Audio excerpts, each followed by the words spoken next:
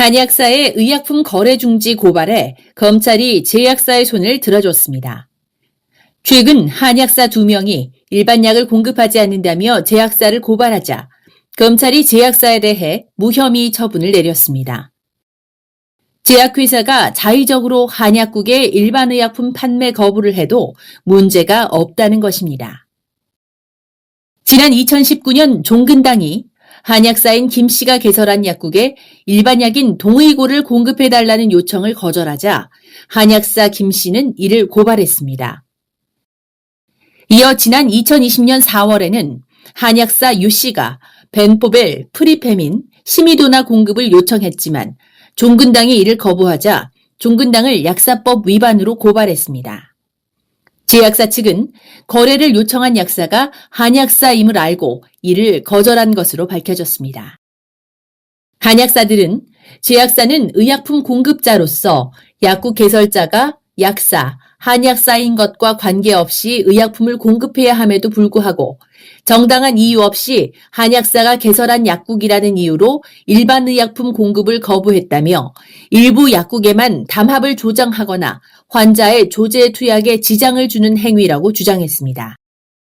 이에 종근당 측은 한약사가 면허 범위 내에 일반 의약품을 취급할 수밖에 없으므로 본 일반 의약품들을 공급하는 것은 한약사의 위법 행위를 조장하거나 방조하는 행위로 판단했기에 공급을 유보했다고 밝혔습니다. 종근당은 한약사에게 일반 의약품 공급을 거부하는 것이 불공정 거래 행위에 해당하지 않는다는 보건복지부 공정거래위원회의 유권 해석을 확인했으며 법률가의 자문도 받았습니다. 앞서도 이와 유사한 사건으로 한약사 개설 약국에 일반 의약품을 공급하지 않은 건이 고발됐지만 공정거래위원회에서 무혐의 처분을 받은 바 있습니다. 종근당은 특히 복지부 질의회신, 법제처 유권 해석으로 한약사의 일반약 판매는 업무 범위를 벗어난 행위라고 판단된 점을 종합해 정부의 공식적인 입장이 확인될 때까지 일반약 공급을 유보한 것이라고 진술했습니다. 이에 서울 서부지검은 한약사들의 고발에 대해 증거가 불충분하며 해당 제약사는 혐의가 없다고 판단했습니다. 검찰은 복지부 질의회신에서 한약사가 직무 범위를 벗어나 일반약을 판매하는 것은 약사법을 위반한 것으로 일반약을 취급할 수 없으며 한약사의 의약품 취급 면허 범위를 준수할 필요가 있다고 답변이 왔으며 복지부 협조 요청 등을 미뤄볼 때 제약사의 주장에 부합한다고 밝혔습니다.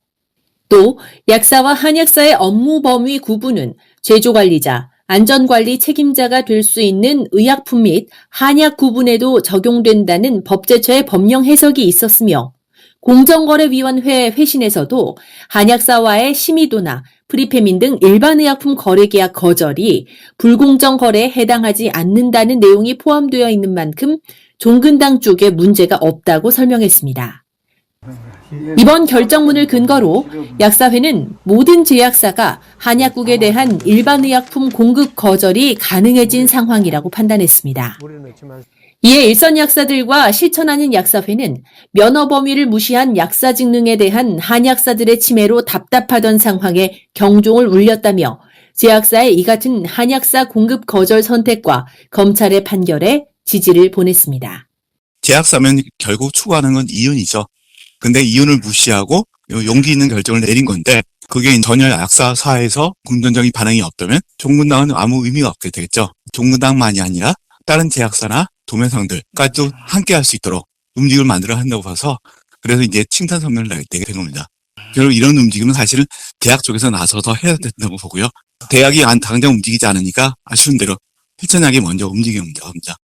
한약사라고 잘 구분되는 명찰을 달거나 한약사 면허증을 잘 보이게 게시한 한약국은 찾아보기도 힘들고요. 다 똑같은 약국이구나라고 생각할 수밖에 없겠죠. 고발을 당하면서도 그 원칙을 지킨 것은 굉장히 훌륭한 경영 철학이라고 생각을 하고 종근당에 대해서 굉장히 계속 기억을 하면서 한의원이 스테로이드 주사나 진통제, 마약성 주사 이런 것들을 공급하지 않듯이 한약사 개설 약국에는 한약과 한약재들만 공급되는 것이 맞는 거죠. 제약회사와 공급업체가 면허 범위에 맞게 의약품을 공급할 책임을 갖는 게 맞다고 생각을 합니다. 지금까지 K5 뉴스였습니다.